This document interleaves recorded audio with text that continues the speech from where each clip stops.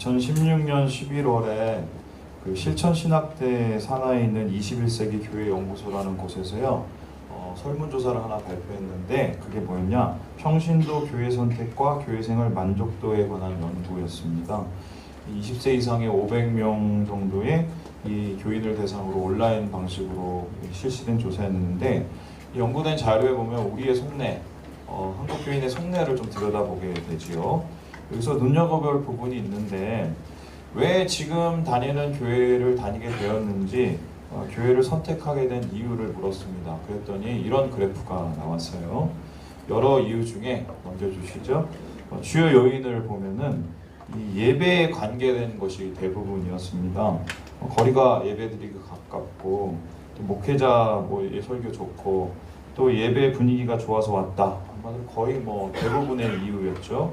더불어서 지금 출석하고 있는 그 교회가 그렇게 출석하게 된 이유로 만족하는가 물었더니요, 결과가 충격적이었는데, 그 참여한 500명 중에 이 절반 정도만 난 지금 여기 계속 다닐 거다라고 얘기하고요, 이 33%는 내가 지금 떠날 준비를 하거나 떠날 생각을 하고 있다고 얘기를 했습니다. 그리고 나머지 한 10몇 프로는 아예 잘 모르겠다, 생각조차 없는 거예요. 그래서 지금 이제 출석교회에 대한 확신도 헌신도가 예년에 비해서 급속하게 지금 하락하고 있다는 것을 알게 됐고요. 그리고 더불어서 이 조사에 따르면 이렇게 이제 교회로 옮기거나 이주하신 분들이 나중에 이게 가난한 성도가 되는 그런 경우가 굉장히 많다는 것을 이 조사에서 나타내게 된 거예요. 그래서 그 55%에 만족하신다는 분을 대상으로 다시 물었어요. 어떤 면에서 만족을 하느냐, 어떤 면에서 좀 교회가 좋냐 물었더니 결과도 다음과 같았습니다. 여러 이유가 있지만 예배 분위기, 예배에 관계된 게 거의 큰 역할을 했지요. 다시 말해서 교인들이 예배의 가치와 중요성을 하나같이 공감하고 있다는 말입니다. 그래서 실제로 우리가 은혜 많이 받았다고 할 때는 대부분 예배와 관계가 있지요. 목사님 설교에 감동을 받았다던가, 아니면 오늘 성가대 되게 열심히 잘했잖아요, 은혜 됐다던가, 아니면은 앞에서 인도자분이 열심히 찬양을 하셔서 거기에 너무 또 내가 찬양하면서 좋았다던가 이랬을 때 우리가 은혜 받았다라고 얘기를 많이 합니다. 그런데 생각을 해보면은 우리가 생각하는 은혜로운 예배란 굉장히 수동적인 거 아십니까? 무슨 소리냐?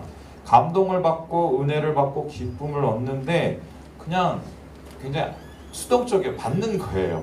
그래서 예배를 드린다는 말보다는 예배를 본다는 말이 더 어울릴 정도로 우리는 이제 어느새 예배 청중이 돼버리고 만 겁니다. 그래서 예배 준비나 예배 진행은 예배 전문가들이 알아서 하라고 앞에서 다 시키고, 예배 청중은 이 차려진 밥상에다가 숟가락 얹고 마음껏 밥 얻어 먹는 이 수준으로 이 교회 예배들이 지금 변질되어 가고 있는 건데요.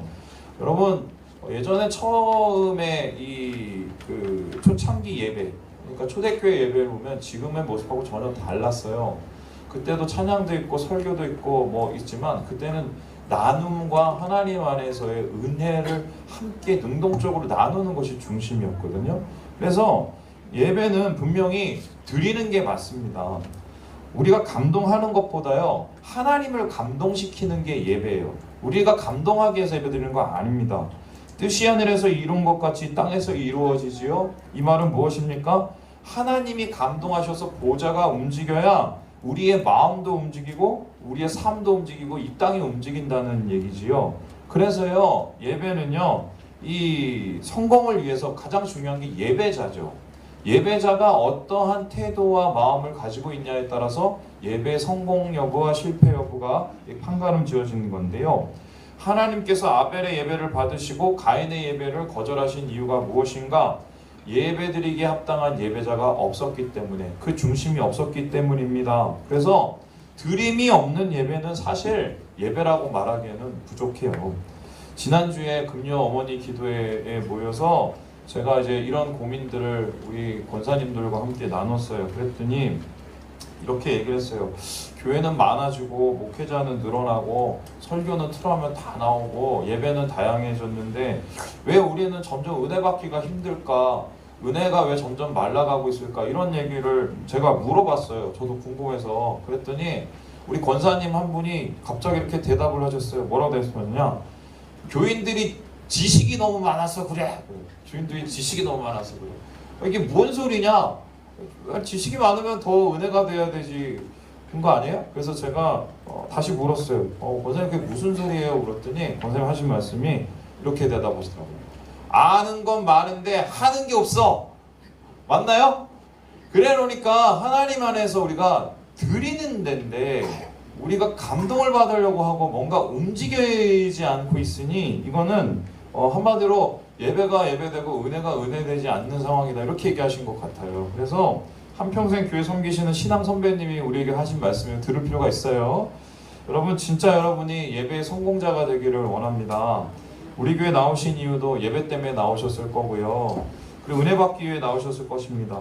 정말 그렇게 됐으면 좋겠는데요. 하지만 정말 쉽지가 않지요. 물론 제가 말씀 잘 전해서 여러분에게 은혜 끼치는 것도 중요하고 또 예배 찬양과 여러 가지 흐름과 진행이 아주 은혜 받기에 합당한 모습이 되어서 하는 것도 중요하지만요. 솔직히 말하면요. 그거는요. 감정적인 움직임 정도의 수준으로 끝날 수 있어요. 왜냐하면 우리가 수많은 설교를 들었잖아요. 수많은 감동적인 설교를 들었잖아요. 여러분 열매들이 얼마나 있으세요? 그러니까 감동적인 설교가 어쩌면은 우리의 변화를 일으킨다. 저는 거기에 대해서는 조금 의문이 있는데요.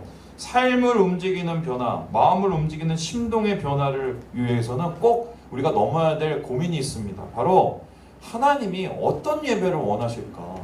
우리가 생각하는 그 은혜롭다는 그 예배를 하나님도 은혜롭다고 생각하실까? 하나님은 정말 어떤 예배를 통해서 우리에게 만나기 원하신가? 이런 고민을 해야 되는 거죠. 제가 그래서 오늘 본문을 택한 건데요. 이 시편 95편은 예배에 대한 이야기가 나타나 있습니다. 특별히 이 전체적인 구조를 보면요. 예배 조감도라고 부를 만큼 이 전체적인 구조와 핵심 가치가 드려지는데요. 이 구조를 보면 다음과 같습니다. 1절에 보니까 오라! 우리가 여호와 앞에 나아가자 그러면서 불러요. 예배 초청이죠. 오늘 여러분 여기 다 나오신 게 하나님 불러서 나왔잖아요. 초청됐어요. 그러고 나서 어떻게 되느냐?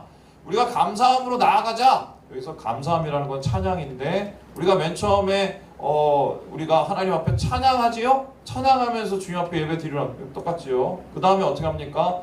주님 앞에 나아가서 어떻게 해요? 경배를 합니다. 그 경배라는 건 엎드리죠.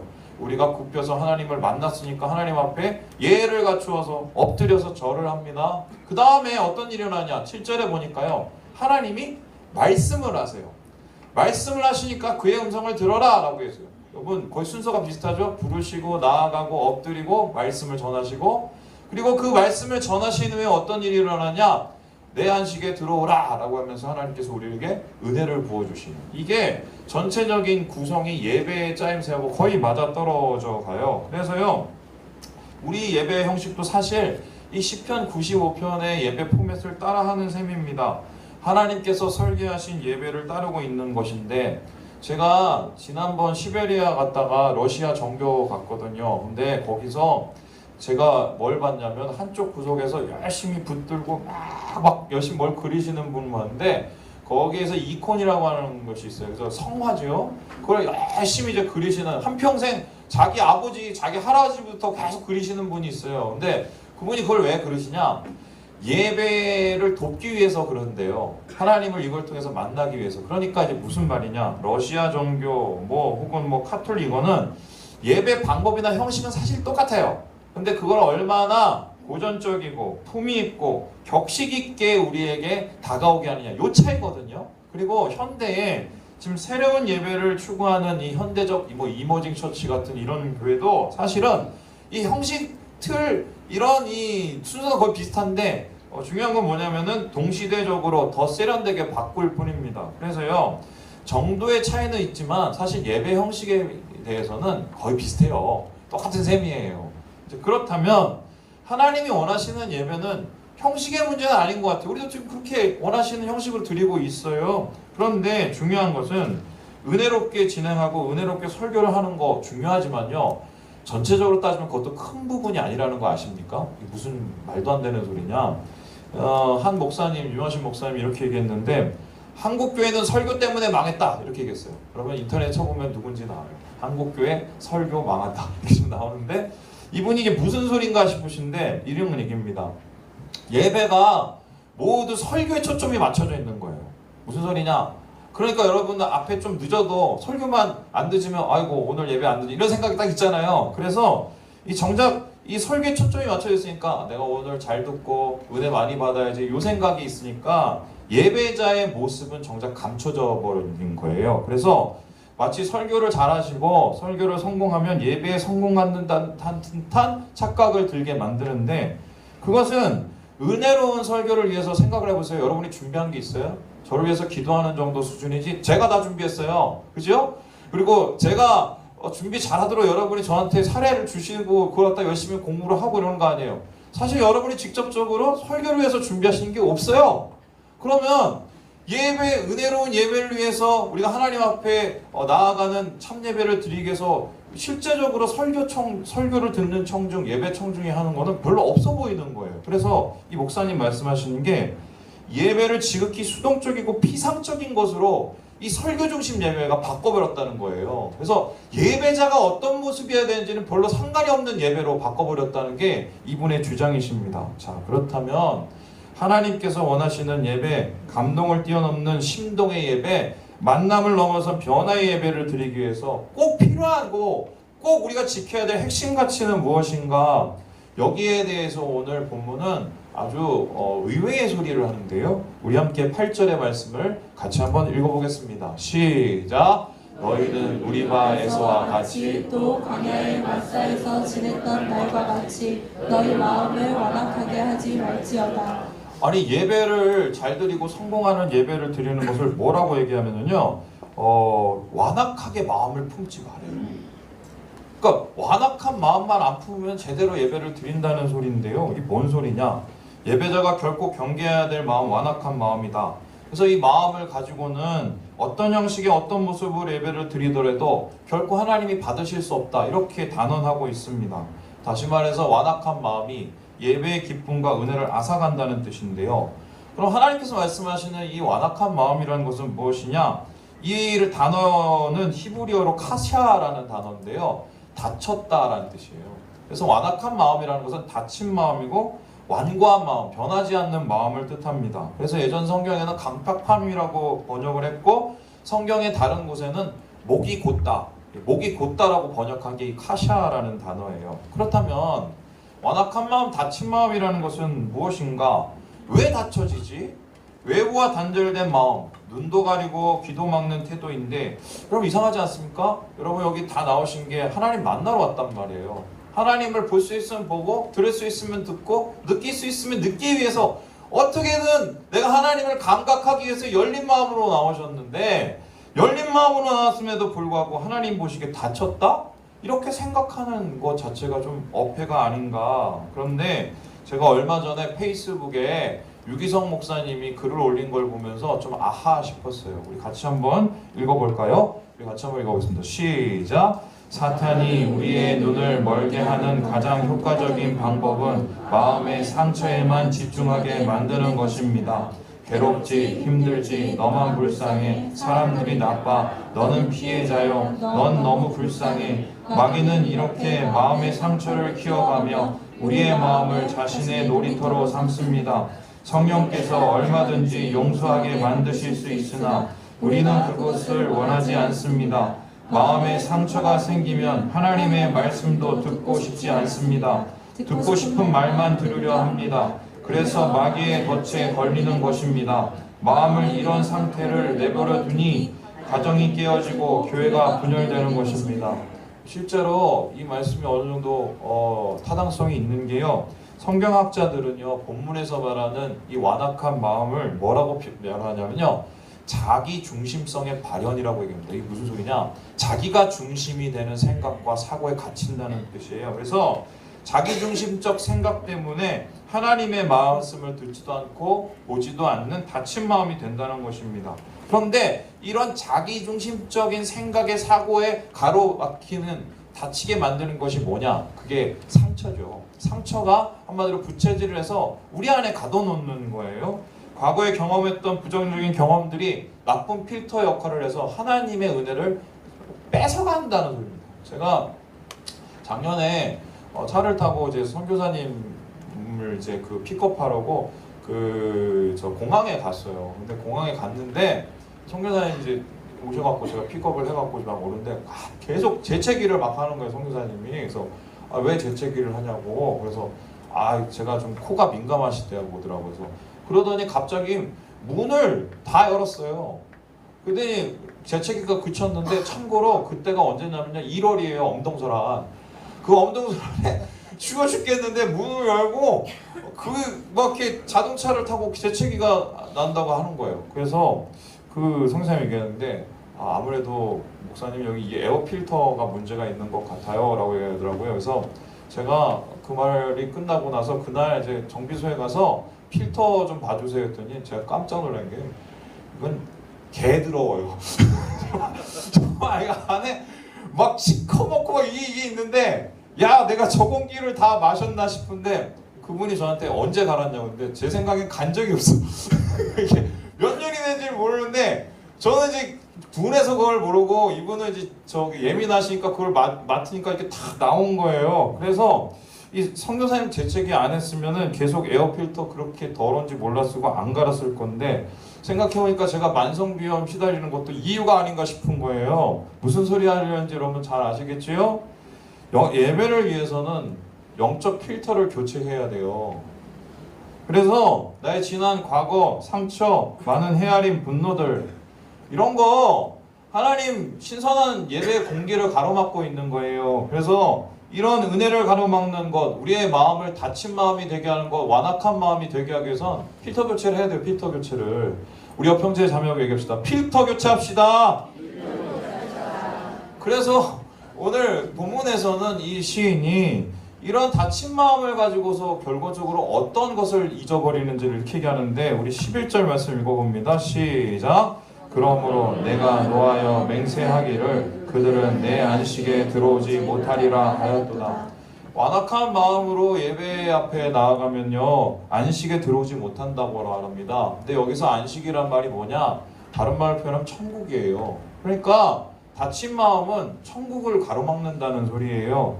다친 마음으로 예배가 닫히니까 천국문이 닫혀버리는 건데요. 이 너무하지 않나 싶습니다. 그런데요, 이 본문에서는 시인이 그러한 정확한 사례를 고발하고 있는데 그게 뭐냐? 바로 무리바 사건입니다.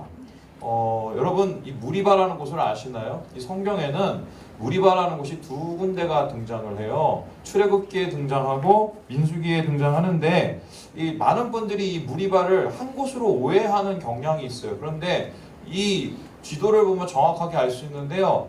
이 첫 번째 출애굽기 17장에 나오는 무리바는 저 밑에 무리바고요. 민수기 20장에 나오는 무리바는 저 위에 있는 신광야 쪽의 무리바예요. 이거는 이스라엘의 출애굽 경로인데요. 여러분 애굽에서 출발해서 가나안에 이르기까지 저렇게 많이 헤매고 다녔습니다. 그런데 이곳 속에서 사람들이 어떻게 헤매고 다느냐? 많은 무리바들을 만들고 다녔어요. 많은 무리바들을. 자, 그러면 무리바가 뭐냐? 이 무리바라는 것은 한마디로 다툼이라는 말이에요. 다툼. 그래서 하나님께서 이스라엘 백성들을 애굽에서 구해내셔서 이들을 가나안으로 이끌어 주시려고 은혜의 이 여정을 준비하셨는데 이스라엘 백성들 40년 동안 뭐 했어요? 무리바를 만들고 다녔어요. 이 메마른 땅에서 계속 이 첫 번째 무리바는 이 다른 별명인데 마사예요. 이게 뭐냐?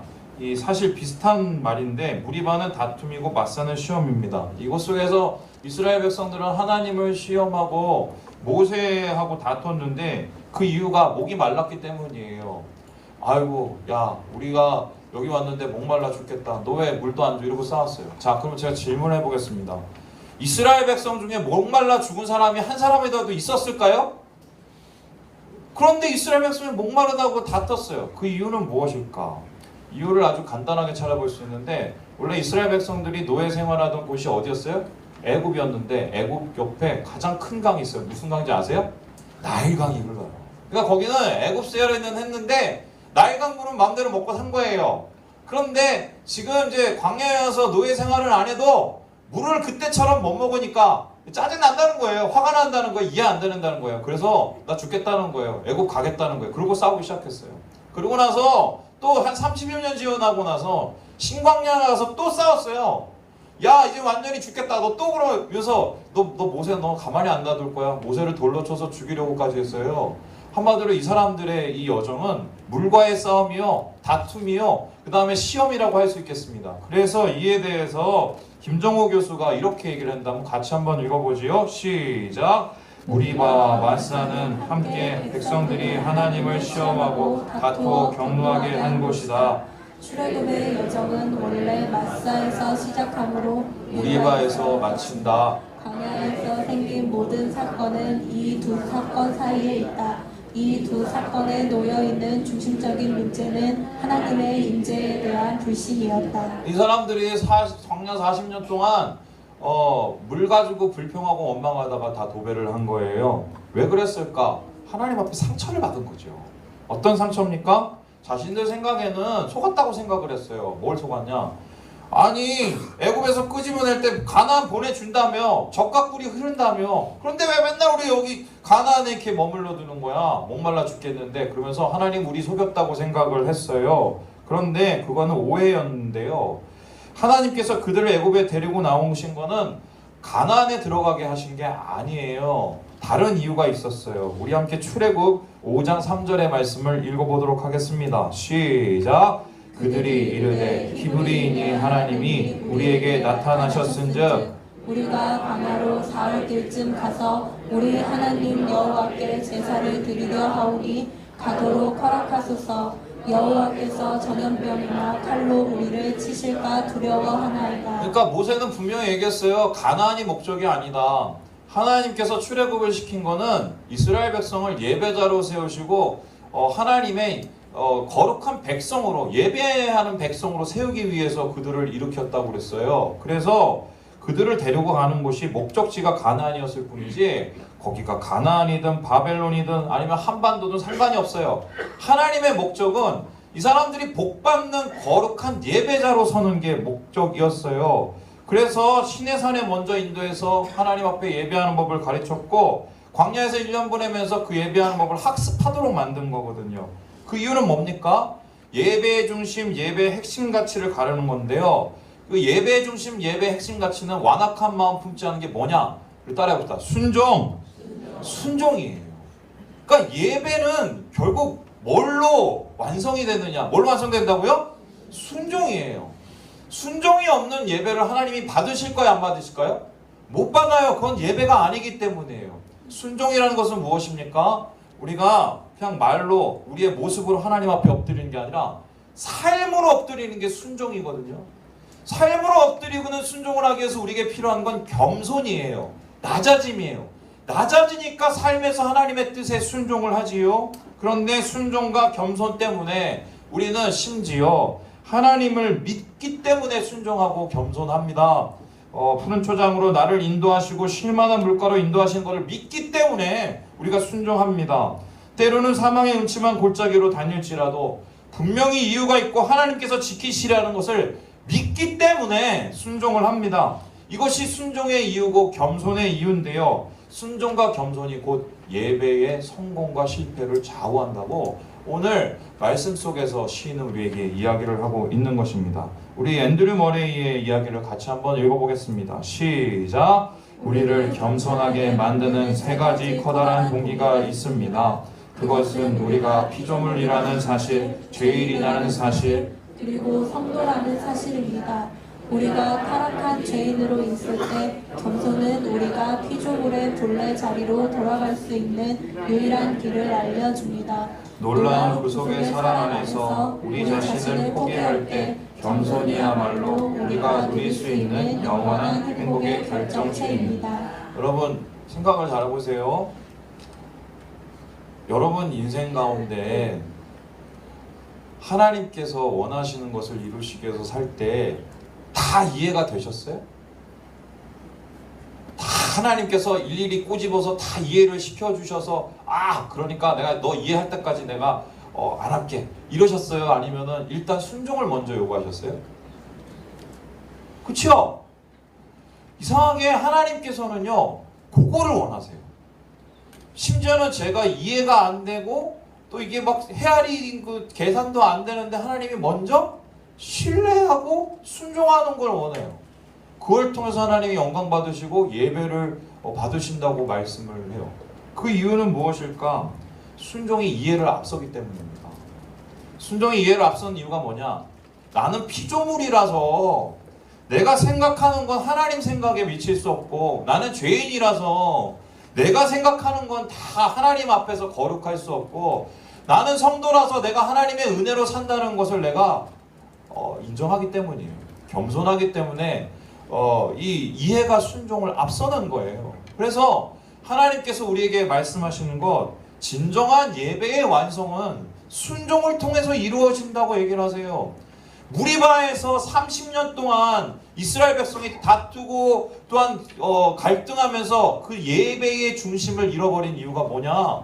순종하는 법 못 버리고 순종하는 법을 배우지 못해서 하나님의 거룩한 자비와 은혜를 깨달아 알지 못하는 거죠. 반면에 그 광야, 똑같은 광야에서도 똑같은 목마름을 가진데 어떤 믿음의 인물은 순종함으로 그것 속에서 하나님을 예배하고 하나님의 많은 샘물을 찾습니다. 그 사람이 누구예요? 바로 예수 그리스도세요.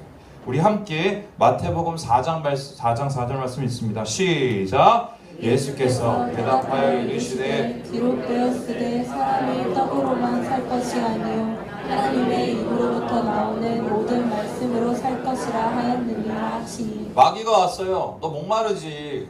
너 무리바처럼 그렇게 목마르지. 너 배고프지. 하나님 뭐 생각하지 말고 바로 내 앞에 있는 거 물 떠서 먹고 떡 만들어서 먹어. 그렇게 얘기를 했어요. 너 불평하잖아. 그렇게 자극을 했어요. 거기에 대해서 예수님이 어떻게 했어요? 나는 그거 먹고 안 살아. 난 말씀 먹고 살아. 그 말씀 먹고 산다는 게 뭐예요? 믿는 사람의 먹이는, 믿는 사람의 밥은요 순종이에요. 하나님의 뜻을 행하는 게 바로 하나님 예수님께서 자신의 양식이라고 얘기를 하셨단 말이에요. 제가 제 얘기하고 좀 오늘 얘기를 마치려고 하는데요. 뭐 들으신 분도 있겠지만 자세히는 잘 모르실 거예요. 제가요 1999년에 하나님께서 갑자기 부르셔서 중국에 갔어요. 중국에 한 달 동안 무슨 애들 뭐 가리킨다고 갔어요. 그 선교사 자녀들 갔는데 그게 계기가 돼갖고 3월달에 2000년 3월에 갑자기 중국에서 저보고 오라는 거예요. 2월에. 그래서 갈까 말까 엄청 고민을 했는데 저희 어머니가 극구 반대를 하셔갖고 못 갈 상황까지 됐는데 하나님께서 가라고 계속 얘기를 하셔서 그냥 기도를 했더니 갈 길이 열렸어요. 근데 솔직히 제가 가고 싶었을까요? 안 가고 싶었을까요? 안 가고 싶었어요. 왜냐? 제가 갈 상황이 아니었어요. 그때 제가 한참 사업하다 망하고 빚 따갖고 힘들어 죽겠고 또 앨범 내려고 하다가 이것저것 하다가 다 망하고 내 인생이 힘들어 죽겠는데 아니 뭘 빈털터리로 뭐 거기 갖고 나보고 뭘 하라는 소리냐. 그리고 내가 믿음이 뭐 강한 사람도 아니고 신학도 안 했고 아무것도 안 했는데 가서 뭘 가르치라는 거냐. 솔직히 그랬어요. 내 한 몸 챙기기도 힘들은데 가서 나보고 봉사하라고? 이런 마음이 있었어요. 그런데 기도하는데 하나님이 너 왜 나 못 믿냐고 얘기하고 가라고 얘기하셔서 갔어요. 이해도 안 됐어. 생각도 안 돼서 판단도 안 돼서 갔어요. 여러분 근데 갔는데 어떻게 되는지 아십니까? 하나님께서 큰 형통한 길을 열어주셔서 영길공항에 도착했을 때 사람들이 저를 맞이 나와서 박수를 치고 드디어 오셨습니까? 기다렸습니다. 우리 박 선생님 일하실 곳을 저희가 다 준비해놨습니다. 그래서 이제 와서 열심히 열매만 거두십시오. 이랬을까요? 전혀 아니에요. 전혀 아니에요. 지금부터 잘 들어오세요. 갔더니 저를 부르신 분이 저를 태우러 나왔어요. 그러더니 자기 집으로 데리고 가는 거예요. 그러더니 저한테 여권을 내보래요. 비자를 내준다고. 그래서 여권을 드렸어요. 그리고 감감무소식이에요.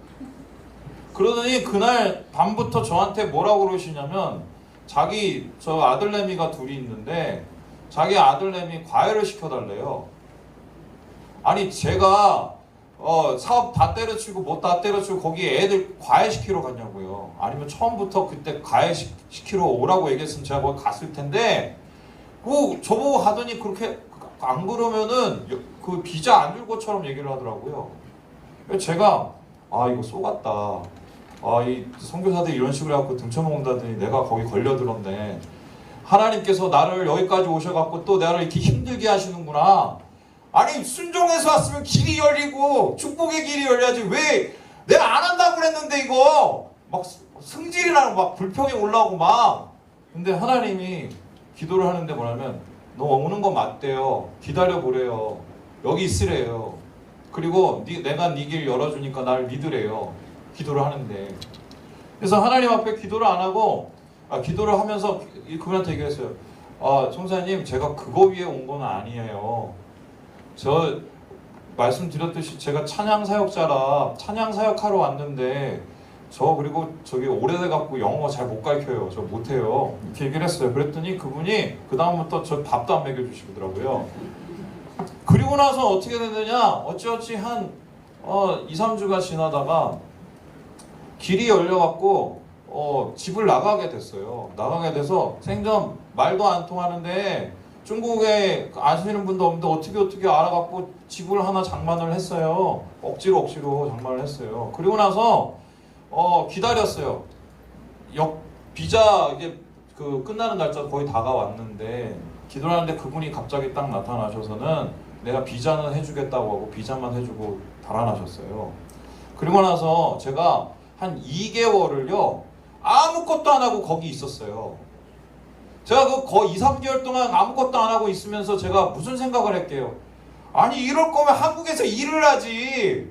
이해도 안 되는데 여기 붙잡아 놓고 말도 안 통하는데 밥도 못 하는데 나는. 거기서 제가 처음으로 칼국수를 끓였는데 칼국수에 물을 분명히 넣었는데 나중에 먹을 때 보니까 물이 하나도 없어. 얼마나 제가 저기 반찬에 문외 아니면 그랬겠어요. 그러다가 어떻게 됐느냐, 어느 날 조선족 사역자가 한 명 저를 찾아왔어요. 한 명이 찾아와서 우리 박 선생님 집에 놀러 가고 싶다고 그래서 아침부터 와서 저녁까지 계속 그분하고 밥 먹고 뭐 먹고 닦아 먹고 막 이랬어요. 근데 이분이 저를 갑자기 보시더니 이랬어요. 내가 박 선생을 믿어도 됩니까? 이러고. 무슨 소리인지 제가 몰라서 아니 무슨 소리세요? 했더니 알고 봤더니 이 조선족 사역자가 저를 초청하신 분하고 원수지간이에요. 한마디로 이 초청하신 선교사님이 소위 말해서 거기서 좀 이렇게 사자로 유명하신 분이에요. 그런데 그 사람을 통해서 제가 이게 왔다고 하니까 저에 대해서 되게 경계할 거 아니에요. 사역을 하고 싶겠어요? 안 하고 싶겠어요? 안 하고 싶지요. 그런데 어떻게 길이 열려서 하나님께서 그분의 마음을 움직여서 저 집에 와서 밥 같이 먹으면서 마음이 열렸어요. 그러더니 그러면은 자기 사역을 좀 도와달래요. 그래서 영계교회에 있는 그 중동부 사역을 시작을 했어요. 거기서 찬양 인도를 하고 애들 가르치고 이런 걸 했거든요. 그런데 거기서 다른 사역자들하고 길이 열려서요. 결론적으로 나중에 어떻게 했냐, 제가 오기 전까지 다른 분들이 5년 사역할 거 2년 동안 다 하고 왔어요. 심지어 제가 이 라이센스도 없는 사람이 거기 신학원에 가서 찬양 사역들, 그러니까 중국 그 동북부에 있는 전국에서 오신 그 찬양 사역들 30명 가르치고 왔어요. 저 아무 능력도 없는데. 그래서 심지어는 그 주변에 있는 선교사님들이 저를 이상하게 여기고 저 이상한 놈이다, 저 문제 있는 놈이다. 중간에 막 별의별 제가 이 왜곡을 다 당하고 오해를 받았는데 그래도 꿋꿋이 참고 거기에서 일하고 사역 열심히 하고 왔어요. 그리고 나서 한국 와서 3개월 공부하고 총신 갔어요. 제가 거기서 느낀 게 뭔지 아세요? 순종은 아는 게 아니라 하는 거예요.